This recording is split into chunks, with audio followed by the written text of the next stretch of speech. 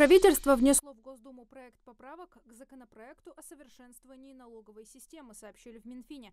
Второе чтение масштабного налогового пакета в Госдуме запланировано на 9 июля, а 4 июля поправки начнет рассматривать Комитет Думы по бюджету и налогам. Среди поправок Минфин назвал расширение преференций для отраслей IT и электроники, уточнение порядка уплаты НДС для предпринимателей на упрощенке, преобразование курортного сбора в туристический налог, индексация ставок акцизов на подакцизные товары на 4%, уточнение в части НДФЛ и изменение ряда госпошлин.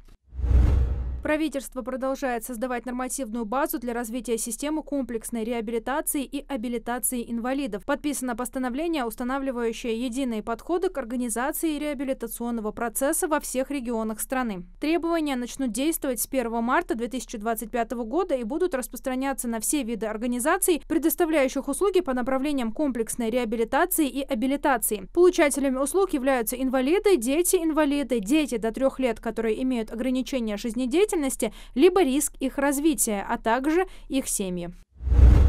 Совет Федерации одобрил закон об исключении полиса ОСАГО из списка обязательных документов при государственной регистрации транспорта. Поправки внесли закон о государственной регистрации транспортных средств. Законопроект подразумевает, что собственнику транспортного средства больше не нужно предоставлять полис ОСАГО при первичной постановке машины на государственный учет. Документ не будет необходим и при перерегистрации автомобиля в случае смены его владельца. Законопроект внесли в Госдуму 9 июня 2023 года. 4 июля глава Ингушетии Махмут Али Калиматов выступит с посланием перед депутатами Народного собрания. Он поделится планами и результатами работы правительства республики. Особое внимание будет уделено задачам и приоритетам социально-экономического развития региона, а также развитию промышленного и туристического потенциала Ингушетии и улучшению жизни населения республики. Ингуштранспорт провел работу по обеспечению безопасности пассажирских перевозок. Транспортные средства предприятия включены в федеральный реестр, оснащены техническими средствами безопасности, которые соответствуют требованиям законодательства. Проводятся ежедневные инструктажи для водителей по вопросам транспортной безопасности и антитеррористической защищенности. На предприятии назначены ответственные лица, прошедшие обучение в Академии безопасности.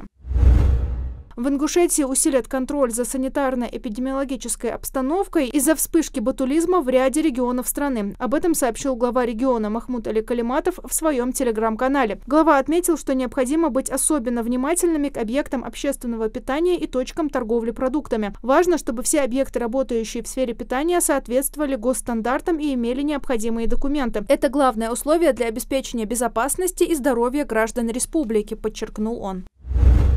Премьер-министр Михаил Мишустин провел стратегическую сессию по нацпроекту «Новые технологии сбережения здоровья». Главной задачей нацпроекта станет внедрение новых медицинских технологий, помощь в проведении клинических исследований и испытаний с последующей регистрацией и выводом на рынок перспективных методов диагностики и лечения, препаратов, медизделий и продуктов. Глава правительства подчеркнул, что за 5 месяцев этого года рост производства лекарств и медматериалов приблизился к 8%, и национальный проект призван поддержать такую тенденцию. В период действия нацпроекта предполагается нарастить долю отечественного производства в сфере жизненно необходимых и важнейших лекарственных препаратов до 90%, по медицинским изделиям до 40%.